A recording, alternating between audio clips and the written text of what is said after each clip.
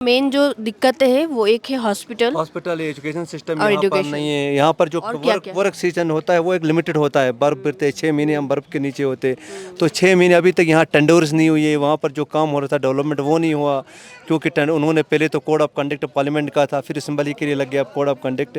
तो अभी हमारे जो डेवलपमेंट काम है वो भी नहीं हो रहे। तो ऑल ओवर जो हमारी प्रॉब्लम है वो बढ़ ही रही है कि यहाँ पे हेल्थ फैसिलिटी जो है बिल्कुल ख़त्म है, यहाँ पे है ही नहीं हेल्थ फैसिलिटीज़ की बात अगर हम करेंगे। कम्युनिकेशन है जो 6 महीने हम कट रहते हैं। अगर हम एजुकेशन की बात करेंगे, हमारा एजुकेशन दिन ब दिन डिग्रेड होता जा रहा है। तो उन तीनों पे अगर हम बात अनएम्प्लॉयमेंट तो खैर तो पूरे हमारे नेशन में अभी चल रहा है, नॉट ओनली कश्मीर, पूरे नेशन में चल रहा है। बट अगर इन तीन चीज़ों को हम देख के लास्ट 10 साल या 15 साल की बात करेंगे तो बहुत कम हो गया है। बाज़ार से दूर किया है अस्पताल, मगर एक चीज़ है, दवाई पूरा नहीं मिलता है, वो कुछ भी नहीं मिलता है। पिछले 20 साल से यहाँ कुछ नहीं हुआ, ना हमारा इंफ्रास्ट्रक्चर बना है, ना एजुकेशन सिस्टम बना है हमारा, ना हेल्थ अच्छा है हमारा। तो हम अब बदलाव के लिए वोट देंगे, बस इतना कह सके। अब कह नहीं सकते इस पर, इतना ही कहेंगे कि हम बदलाव के लिए इस पर वोट करेंगे। हाँ, बदलाव के लिए वोट करेंगे। बड़े होके क्या बनना है? आर्मी। आर्मी बनना है? अरे बस, तुम्हें डॉक्टर बनना है? तो यहाँ पे हॉस्पिटल से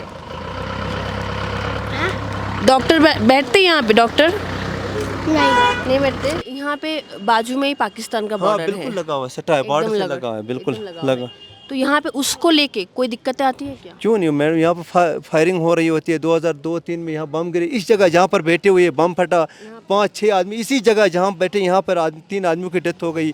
बम यहाँ इस जगह पर गिरा, ये बाजार पूरे में गिरा।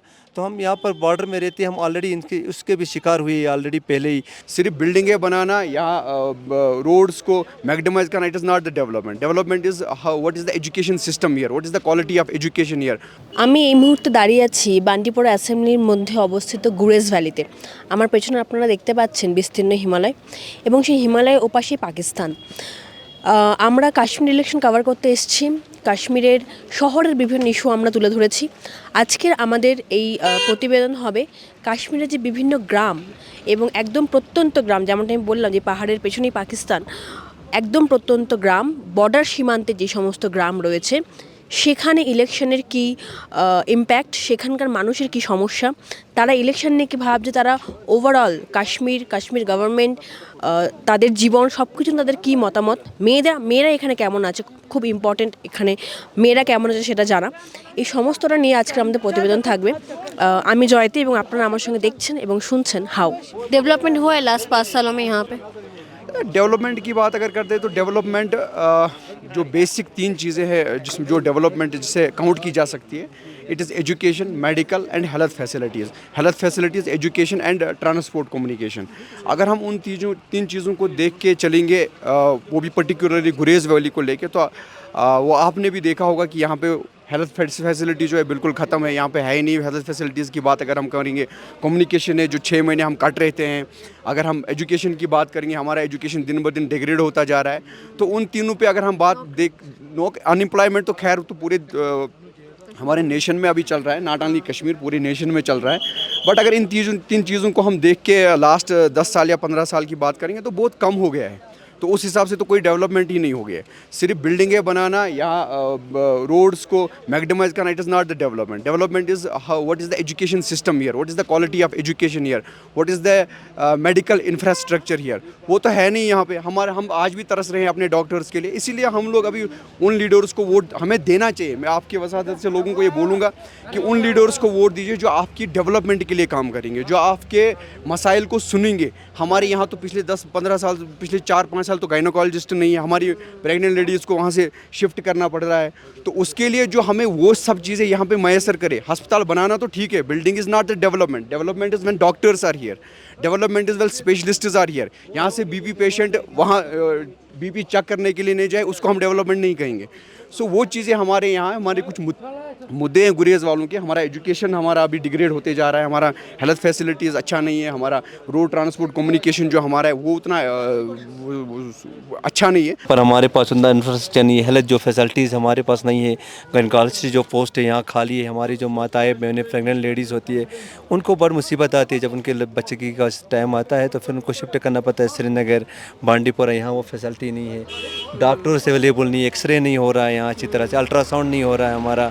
अच्छा कोई किसी पेशेंट हो उसको रिफ़र किया जाता है अल्ट्रासाउंड के लिए या एक्सरे के लिए या उसको ब्लड बैंक अल्ट्रासाउंड के लिए कहाँ जाना पड़ता है? बांडीपुरा या सिंध यहाँ से एक्सरे भी होगा नहीं हो रहा हॉस्पिटल में वो गलत या यहाँ से बांडीपुरा कितना डिस्टेंस है? कितना यहाँ कितना से टाइम? 80 किलोमीटर है, यहाँ से 80 किलोमीटर क्रॉस करना, एक एक्सरे करने के लिए या अल्ट्रासाउंड करने के लिए यहाँ नहीं होता है, फिर शिफ्ट वहाँ से जाना पड़ता है, बड़ी दिक्कतें आती है, बहुत बड़ी दिक्कतें हैं यहाँ पे। तो- इस वक्त इंफ्रास्ट्रक्चर भी अच्छा नहीं है, डेवलपमेंट एजुकेशन सिस्टम जो है वो भी पूरा तरह ख़राब है।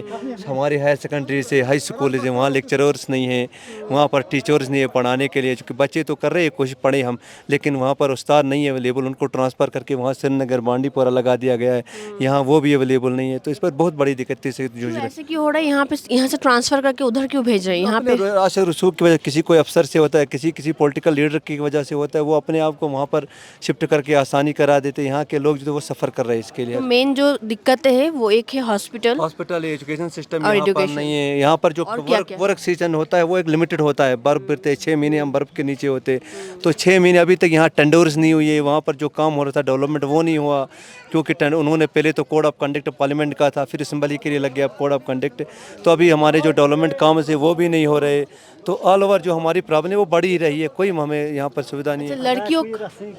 लड़कियों को यहाँ पे कुछ अलग दिक्कतें हैं कि उनको लड़कियों को भी है, यहाँ लड़कियों को भी दिक्कतें हैं ना, आप हॉस्पिटल फैसिलिटी उनके लिए नहीं है, जब वो प्रेग्नेंट लेडीज़ होती है उनको यहाँ से शिफ्ट करना पड़ता है श्रीनगर, 6-7 महीने वहाँ डेरा करके, इतना खर्चा बोझ पड़ता है, कहने की बात ही नहीं है। फिर वहाँ वो रहती लड़कियाँ है, यहाँ पे स्कूल कॉलेज जाती है। जाती है कॉलेज, लेकिन जब वहाँ पर उसका पढ़ाने के लिए हमारे कॉलेज है, तो गुरेज में डिग्री कॉलेज है, तिलेल में, वहाँ कोई स्टाफ है ही नहीं। कहाँ गई थी आप? मैं मदरसे में मदरसा पढ़ाई करती हो? क्या पढ़ रही हो? कुरान शरीफ। ग्रेजुएशन? कौन से सब्जेक्ट में? ये कुरान शरीफ पढ़ रही है मदरसे में। मदरसे में कुरान पढ़ रही है, हाफिज़ ओ कुरान अरबी पढ़ रही हो? ओके। तो इसके बाद क्या करने का ख्यालात है? पढ़ाई खत्म होने के बाद क्या करोगे? आगे पढ़ूंगी। आगे पढ़ेगी ना, आगे फिर पूरा पढ़ाई खत्म होने के बाद फिर एमए करेगी अरबी में, एमए एमए करेगी? उसके बाद मैं पढ़ाऊंगी दूसरे को। फिर पढ़ाओगे? वाह, वेरी नाइस। यहाँ पे हेल्थ का क्या, हॉस्पिटल वगैरह बहुत है इधर, बहुत। बहुत है। हाँ, लेकिन हमें पता चला कि यहाँ पे कोई हॉस्पिटल नहीं है, 80 किलोमीटर दूर जाना पड़ता है। दूर तो वो जाना पड़ता है, बाजार से दूर किया है अस्पताल, मगर एक चीज़ है, दवाई पूरा नहीं मिलता है, वो कुछ भी नहीं मिलता है। दवाई नहीं हम हाँ, राशन के बारे में हमको इस वक्त मोदी जी ने हमको 5 किलो किया है, वो 2 दिन को होता है, तीसरे दिन ढूंढना पड़ता है, तो राशन कुछ भी नहीं है इधर।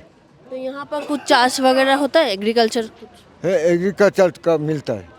नहीं, मतलब यहाँ पे कुछ खेतों में कुछ खेतों में इस साल कुछ भी नहीं निकला। यहाँ पे क्या क्या मेनली होता है खेतों में? आलू होता है, राजमा होता था, मक्की होती थी, गुंदुम होता था, इस साल कुछ भी नहीं हो गया। क्यों? ऐसा क्यों?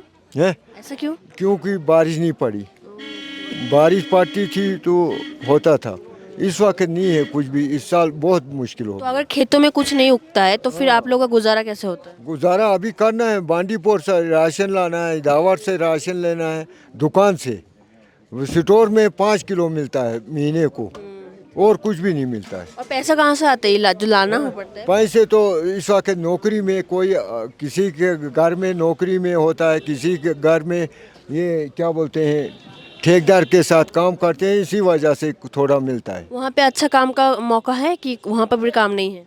काम नहीं है पूरा, इस साल काम पूरा नहीं होगा। इसी साल की पहले भी वैसे ही पहले होता था, पहले काम वहाँ पहले होता था, क्योंकि 2-3 साल में नहीं हो रहा इस साल है। नहीं लास्ट 2-3 साल में ऐसा क्या हुआ जो काम नहीं हो रहा है?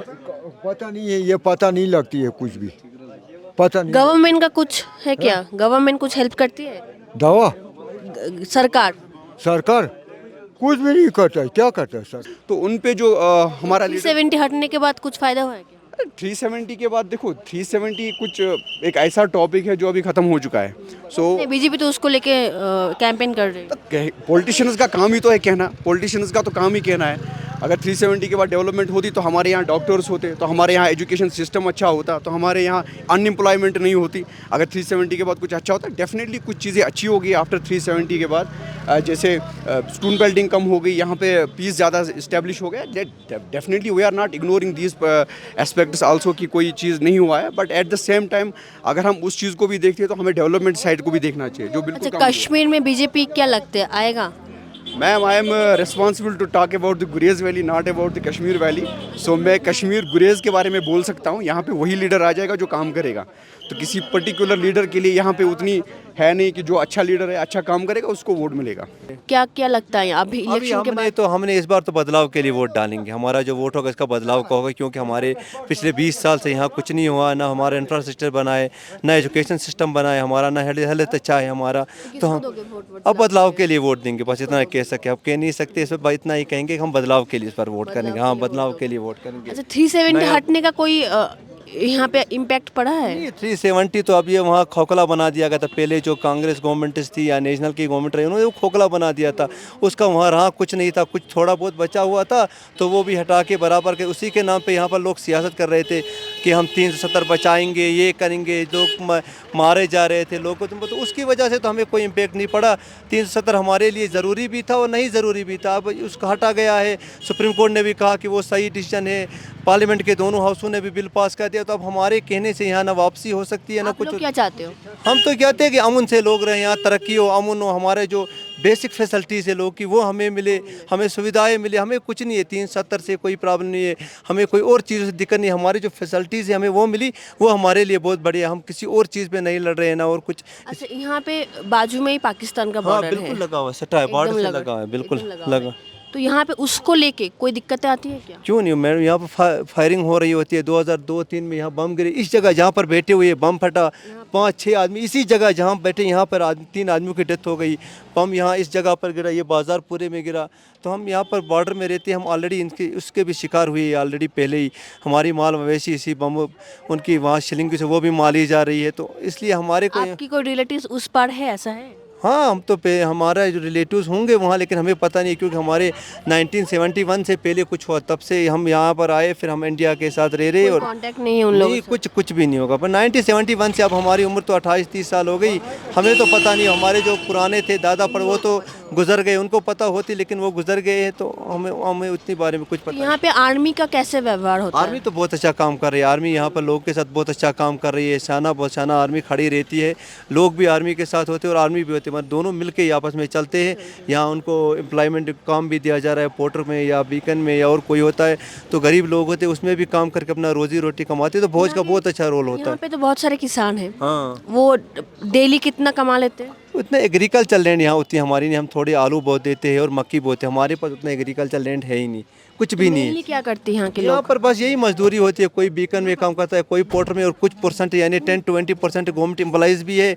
तो बाकी जो बचा हुआ तबका है वो मजदूरी करता है. कोई बांडी जाता है, कोई लोग डेली कितना कमा लेते हैं? 600 रुपये देते हैं उनको दिन का. 500-600, हाँ, एक दिन का 600-700 रुपये, उससे तो उससे ज़्यादा गुजारा होता है उन लोगों का? क्या आप कराएंगे, क्या करेंगे? गुजारा तो कुछ नहीं है, लोट कुछ भी नहीं है, उतना कुछ नहीं है. लेकिन अब अपना करना है क्या, फाका तो नहीं रह सकते. आज महंगाई का बहुत दौर चल रहा है. आप क्या करते हो?